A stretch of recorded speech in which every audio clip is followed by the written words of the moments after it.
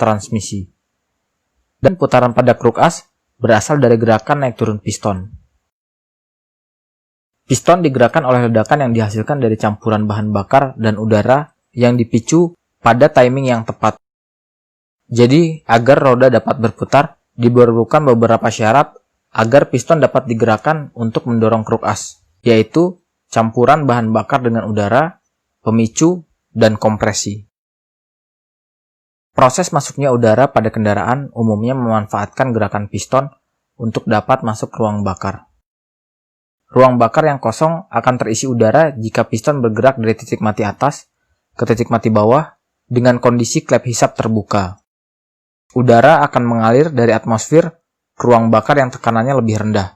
Pada mesin bensin, udara dapat dicampur dengan bahan bakar sebelum masuk ke ruang bakar atau langsung di ruang bakar. Pada mesin diesel, bahan bakar akan dicampur langsung ke ruang bakar dengan menggunakan injektor. Jumlah bahan bakar yang dicampur dengan udara tidak boleh kurang dari batas tertentu agar pembakarannya tetap dapat mendorong piston.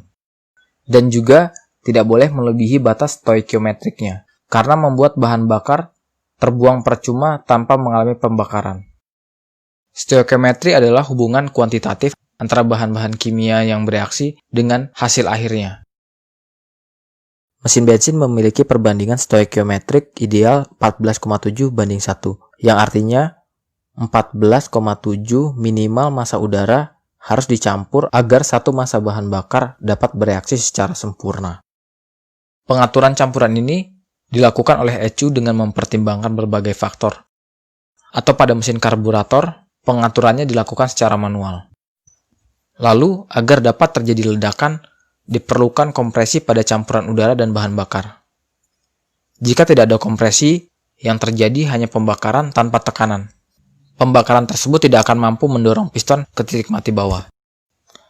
Rasio kompresi mesin bensin berkisar antara 1:8 hingga 1:14. Dan yang terakhir adalah pemicu. Dalam mesin bensin, pemicu berupa lompatan listrik bertegangan tinggi pada busi. Listrik ini berasal dari gerakan magnet yang menginduksi gulungan kabel.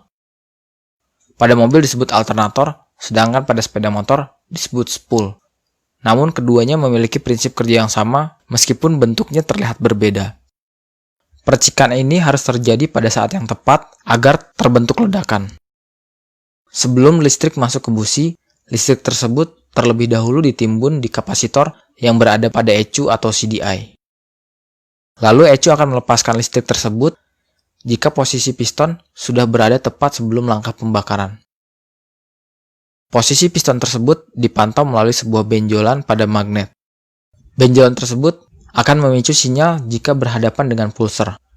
Sinyal tersebut akan dikirim ke CDI untuk melepaskan timbunan listrik menuju koil untuk dilipat gandakan tegangannya sebelum masuk ke busi. Atau jika menggunakan ECU, input sinyal akan digunakan untuk mempertimbangkan sudut pengapian yang paling tepat berdasarkan berbagai macam kondisi. Selanjutnya akan terjadi ledakan yang mendorong piston ke titik mati bawah. Gerakan hasil ledakan ini akan disimpan sebagian pada komponen-komponen yang berfungsi sebagai massa flywheel. Gerakan ini disimpan dalam bentuk momentum untuk menggerakkan kembali piston ketika melakukan langkah buang, hisap, dan tekan.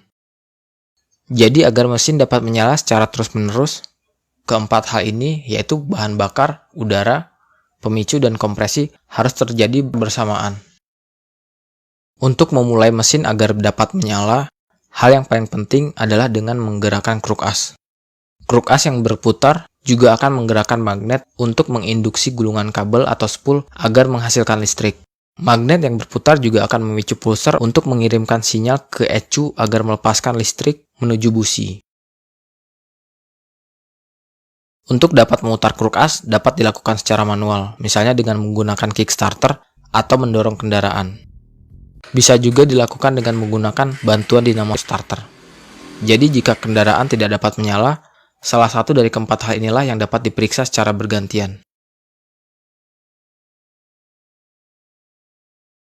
Sekian dulu videonya, semoga waktu Anda bermanfaat. Jangan lupa untuk komen jika ada yang salah. Wassalamualaikum warahmatullahi wabarakatuh.